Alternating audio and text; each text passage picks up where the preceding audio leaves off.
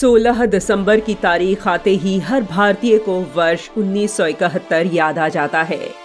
यह वही दिन है जब भारत ने पाकिस्तान को युद्ध में धूल चटा दी थी। 3 दिसंबर को पाकिस्तान ने भारत के 11 एयरफील्ड्स पर हमला किया था। युद्ध भले ही पाकिस्तान ने शुरू किया, लेकिन इसका अंत भारत ने किया।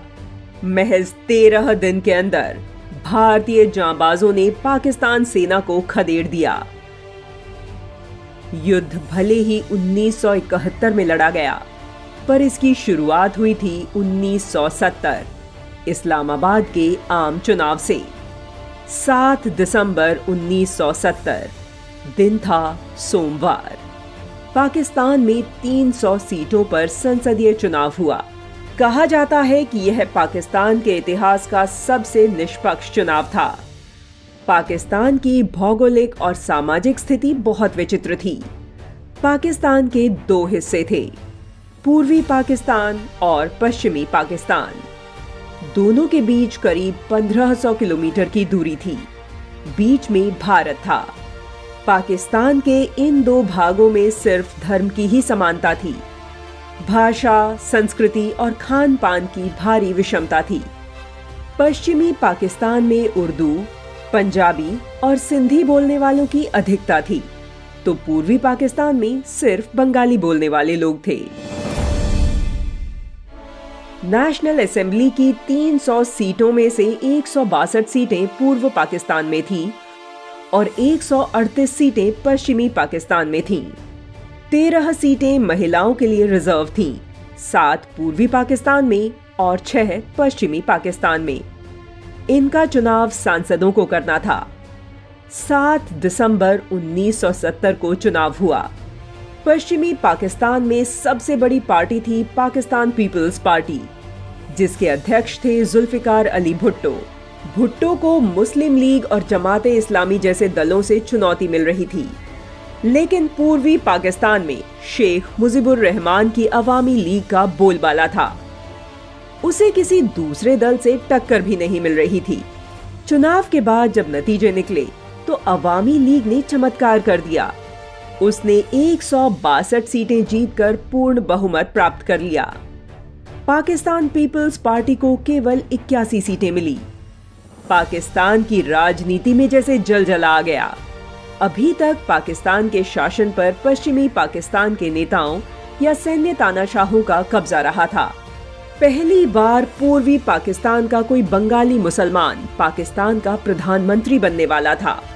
पूर्वी पाकिस्तान को कभी सत्ता में उचित हिस्सेदारी नहीं मिली थी। पूर्वी पाकिस्तान के बंगाली मुसलमानों में खुशी की लहर दौड़ गई। ये बात पश्चिमी पाकिस्तान के नेताओं को अखर गई। उस समय पाकिस्तान के राष्ट्रपति जनरल यहिया खान थे। यहिया खान और जुल्फिकार अली भुट्टो शेख मुजीबुर रहमान को सत्ता सौंपने को राजी नहीं थे। उन्हें यह बिल्कुल बर्दाश्त न था कि कोई बंगाली इस्लामाबाद में बैठकर उन पर शासन करे।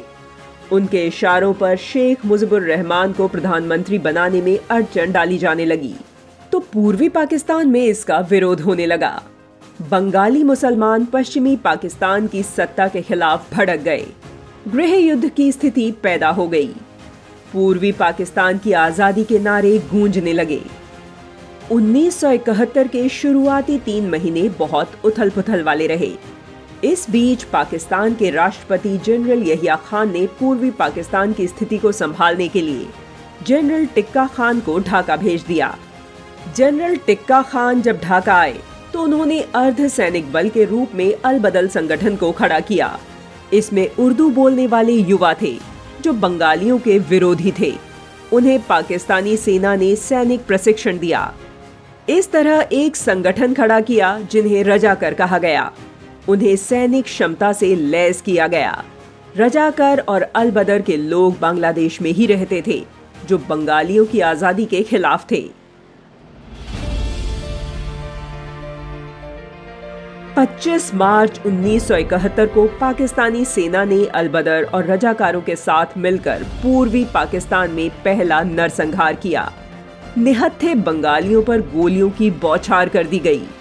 लोगों को घरों से निकालकर गोली मारी गई।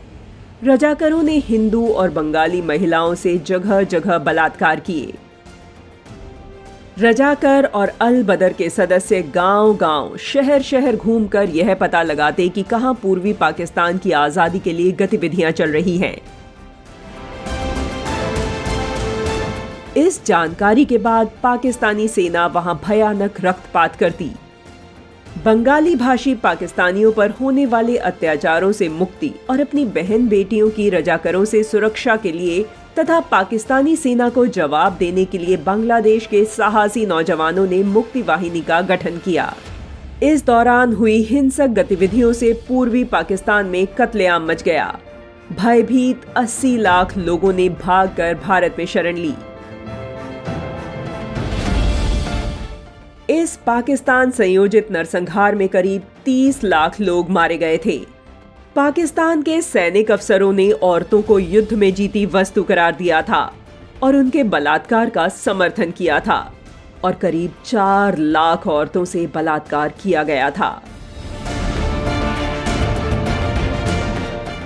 ढाका के एक पुनर्वास केंद्र के डॉक्टर ने 1972 में बताया था कि युद्ध में बलात्कार की शिकार 1,70,000 महिलाएं गर्भवती हो गई थी, जिनका गर्भपात कराया गया था। बलात्कार पीड़ित 30,000 महिलाओं ने बच्चों को जन्म दिया था।